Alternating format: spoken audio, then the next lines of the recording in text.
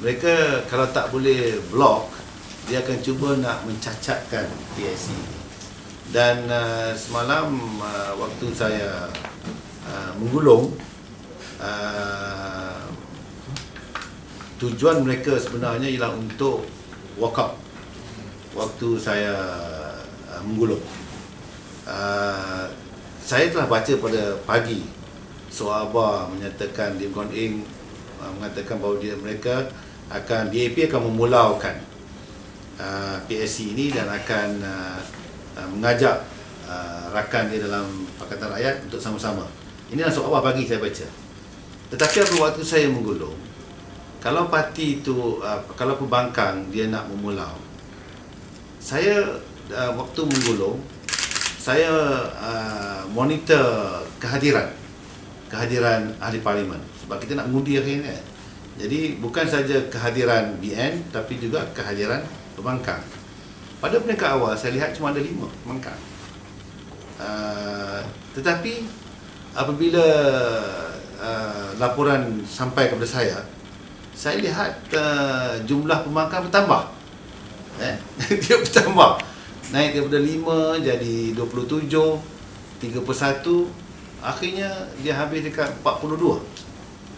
Jadi kalau kehadirannya tinggi, bermakna ini tidak menampakkan satu kumpulan yang mau boikot. Kalau dia nak boikot, dia tak hadir langsung. Jadi ada sesuatu yang mereka rancangkan. Jadi apabila jumlah kehadiran BN pun dah naik sampai 79, saya ambil keputusan, saya kata ini memang dia nak walk out. Dia nak mencacatkan kita punya perbahasan usul PSC ini. Bila cukup saya dapat saya tengok kehadiran BN 79, saya terus tamatkan hujah saya duduk. Itu yang macam sawan babi tu. yang dikatakan oleh Papa Gomon. Dia jadi macam sawan babi sebab kerana dia marah, saya dah habis. Ni, dia nak waktu saya tengah menjawab mereka tu, dia bising-bising, dia walk out. Jadi bila saya tamatkan hujah saya duduk, mereka terkejut. Sawan babi ada, terkejut bogok ada, ya. Itu yang ada yang Dr. Zul minta kepada saya, menteri jawab satu soalan je. Saya dah, jadi kalau saya bangun juga bagi dia, dia masa tu dia akan kacau, dia akan larilah.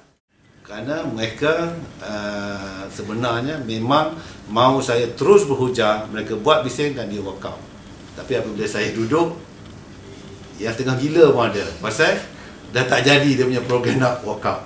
Jadi saya dapat menggagalkan usaha mereka untuk mencacatkan kita punya.